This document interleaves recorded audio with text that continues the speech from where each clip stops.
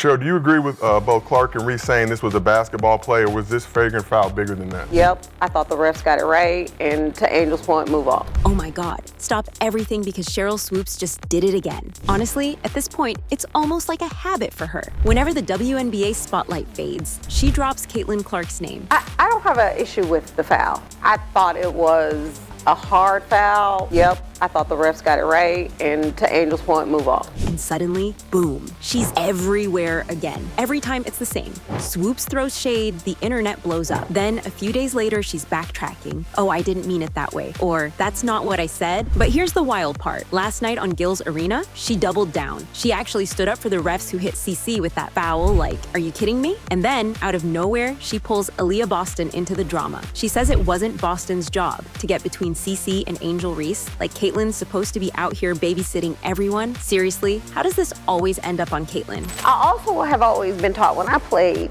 go grab your own teammate, don't come grab my teammate. So where Aaliyah Boston went over to Angel and was kind of like, we ain't gonna do that. Like, to me, you gotta go get your own teammate. The league is losing its mind, the fans are going crazy, and honestly, it feels like the drama just gets bigger every week. Is this really about basketball anymore, or is it something else? One thing's for sure, Caitlin Clark is always in the middle of the storm. And tonight, we're diving into the latest chaos. Buckle up because it's about to get messy. Sheryl Swoopes, you need to grow the hell up. Sheryl Swoopes, you need to grow the hell up. This is ridiculous, man.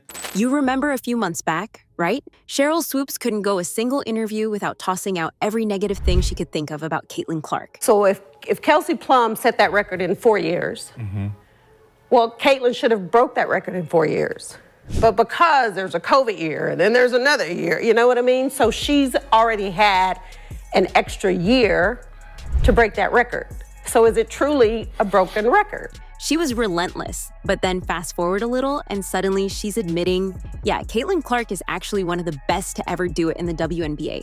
She even said, I think Indiana and Caitlin are probably the strongest team in the league right now. The team that I feel made the biggest moves, maybe even the best moves, that would be the Indians. But you know how this goes. Swoopes just can't resist lighting the fire again. It's like she needs that drama to keep the spotlight. So here we are once again, listening to her stir the pot and say some wild stuff about Caitlin just to get her name trending and keep all the headlines on her side. Maybe, and just maybe, it's her way of trying to take the focus off Caitlin Clark's insane record-breaking night against the Chicago Sky on May 17th. But let's get one thing straight. We're not letting that happen. Not tonight. We're going to call it out. Set the record straight and make sure the truth about Caitlin Clark shines through, no matter what kind of noise gets thrown at her. So there ain't no damn flagrant foul, man. That's not a flagrant hard foul? Damn flagrant foul. Angel's push was a lot harder. Yeah, well, Flagrant it was. foul, man. Not the initial part, but Caitlin later on pushed her. It was. All right, so let's actually break down Swoopes' brutal take on Aaliyah Boston preserving a fight. Seriously, put yourself in that situation, not as a teammate, not even as a friend, and just imagine you're a complete stranger. If you see someone turning away, clearly trying to cool things down, and then somebody else jumps up and charges after them, what do? You're not going to stand there and let it explode. Anyone with a pulse would step in and stop it, especially if it's about to get ugly, and especially if the person getting charged is Caitlin Clark. And honestly, everyone in that arena knew what the real mission was for the Chicago Sky that day. Distract Caitlin. Do whatever it takes to rattle her. So as Caitlin's just minding her business, walking away, Angel Reese jumps up and tries to start something. And thank God for Aaliyah Boston, because she wasn't having it. She made sure Angel never got the chance. Sorry, Sheryl, but you're going to have to come up with a much better excuse to hate on Caitlin Clark. Because what happened wasn't about preserving a fight, it was about protecting a teammate from straight-up nonsense. And look out, Caitlin Clark pushes Angel Reese, and Angel Reese. I also have always been taught when I played, go grab your own teammate, don't come grab my teammate. So where Aaliyah Boston went over to Angel and was kind of like, we ain't gonna do that. Like, to me, you gotta go get your own teammate. And then, just when you think she's done, Swoopes takes it up a notch. She claims the refs were right to call that a flagrant foul on Caitlin. I mean, really? You could see the guys at Gil's Arena just freeze. Even they had to step in and call it out because let's be real, nobody watching that play saw anything close to a flagrant. But here's the part that gets me. Sheryl Swoopes isn't just some fan. She's a Hall of Famer. She's been there, she knows what's a foul and what's not, probably better than anyone. So why is she still pushing this story? Why keep repeating something everyone knows isn't true? Honestly, I think we all see what's really going on here. I thought it was a hard foul. Yep, I thought the refs got it right. And to Angel's point, move on. So there ain't no damn flagrant foul, man. That's not a flagrant It was. hard foul? No damn flagrant foul. Angel's push was a lot harder. Yeah, well, Flagrant it was. foul, man.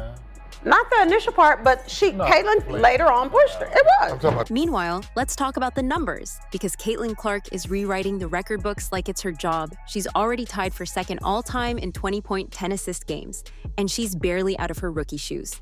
Get this, she did it in 42 games. Taurasi, 565 games. Vandersloot, 430 games. How is that even possible? That's not just impressive, it's historic.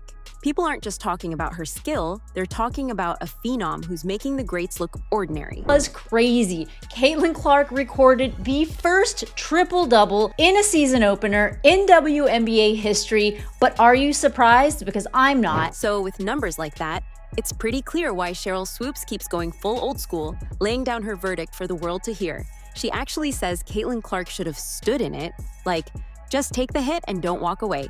Basically, she wants Caitlin to stand there and let herself get shoved around for everyone to see. Like, come on, who actually wants to see their biggest star become a punching bag just for the cameras? That's not toughness, that's just reckless. And honestly, if Caitlin ever did that, if she just stood there and took it, who do you think would benefit most? Maybe that's what Swoopes wants. Maybe she's hoping Clark gets shaken, maybe even misses a game, because every time Caitlin steps out there, she changes the game, and some people just can't handle that. Caitlin Clark's stat line, let me just read it to you. She came away with 20 points, 4 blocks, that's a career high for her, 2 steals, 10 assists, and 10 rebounds. Like, who are you, Caitlin Clark? And here's the part that really gets me, ESPN. The way they switched up on Caitlin Clark during the commercial break, it was unreal. Before the ads, it's radio silence. Nobody's calling it a flagrant, not a word. But the second they're back on air, suddenly it's all, this was a flagrant foul and now it's under investigation. Wait, what? Did I miss something? Did a whole new replay drop while we were watching car insurance commercials? It honestly felt like the network wanted to write the script, not just cover the game. Like, did ESPN get some top secret info during those ads, or did they just decide to set the story for everyone watching at home? Wow, standard operating procedure foul. ESPN, your anti-Caitlin Clark agenda on full display. Going on and on about how that needs to be a flagrant foul. You didn't say a word about a flagrant foul prior to going to break, by the way. Let's rewind a bit, because this beef, it's been simmering for a while.